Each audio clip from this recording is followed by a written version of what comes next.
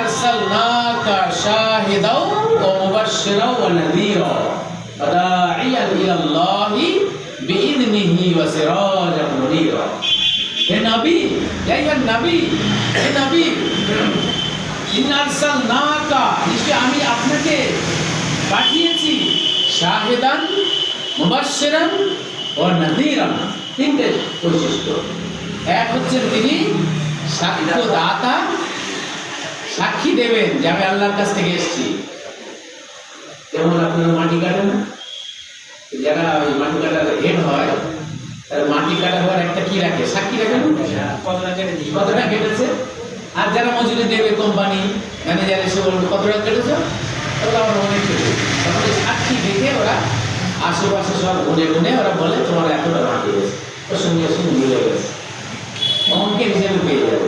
মাটি দেওয়ার জন্য জায়গা নেই।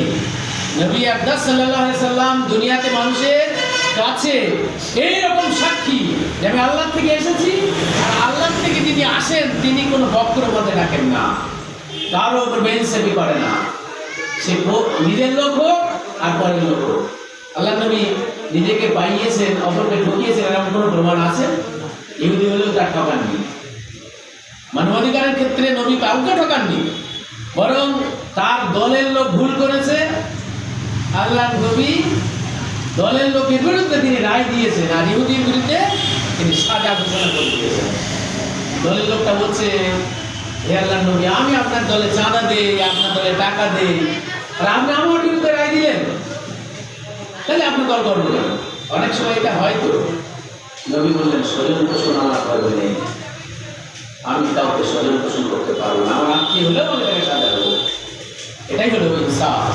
এই পৃথিবীতে যত রাজা মহারাজা পৃথিবীতে জন্মেছেন, শাসন ক্ষমতায় পৌঁছে গিয়ে তারা আত্মীয়দের সঙ্গে ইনসাফ করতে পারেনি, বেইনসাফি করে দেন, স্বজন পোষণ করে দেন, চাকরি বাকরি সব তার বাড়িতে, তাই না? যত টাকা পয়সা এসছে তার বাড়িতে, গ্রামের লোক জামারে করতে যায়, কিন্তু নবীরা এসছেন মানবতার জন্য। সেজন্য শাহিদান মানে হলো সাক্ষী, মুবাশশিরান আর তিনি হলেন সুসংবাদ দাতা, ওয়া নাযীরান মানে সতর্ককারী। তাদের জন্য আমার যারা করবে তেলুমদালে আপনি একটু করে যারা বলে এই বেলা ভাই মদ খেয়ে নাও, কাল নিশীতের ভরসা কই, চাটনি জাগিছে যুগ যুগ ধরি, আমরা তো আর রবণই। হ্যাঁ, এটা নয় অন্য কোথাও বন্ধ করে ফেলে। আরে চলো, এখানে সুখ নেই, আমোদ নেই, প্রমোদ নেই, আরে চলো, ওসব আইন কানুনের লাভ নেই। এই ধরনের লোকরা কি চায়? সুখ চায়, আনন্দ চায়, করতে চায়। কিন্তু নবীরা কি জন্য আসে? সুখ আনন্দ ফুর্তি বৈধ পথে হবে। তুমি আনন্দ করবে বৈধ পথে, বৈধ পথে ইনকাম করবে, বৈধ পথেই খরচ করবে। তোমার বৈধ পথে ইনকাম, অথচ ধোঁয়াতে টাকা উড়াচ্ছি, তাও করা যাবে না।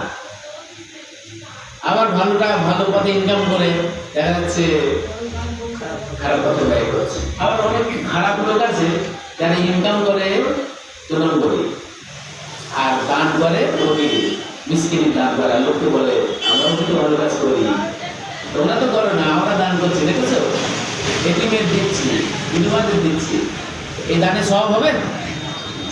লোকে বলবে হ্যাঁ লোকটা ভালো, কিন্তু সব হবে না, নেকি হবে না, কারণ তুমি তো অন্যকে কষ্ট দিয়েছো। তাহলে মুবাশশিরান ওয়া নাযীরা ওয়া দাঈয়ান ইলাল্লাহি বিইذনিহি ওয়া সিরাজাম মুনীরা। আর তিনি হচ্ছেন দাঈয়ান ইলাল্লাহ, তিনি দাঈ ইলাল্লাহ। সুবহানাল্লাহ। নবী হলেন দাঈ ইলাল্লাহ। আমরা সবাই কি দাঈ ইলাল্লাহ না? আল্লাহর দিকে আহ্বানকারী।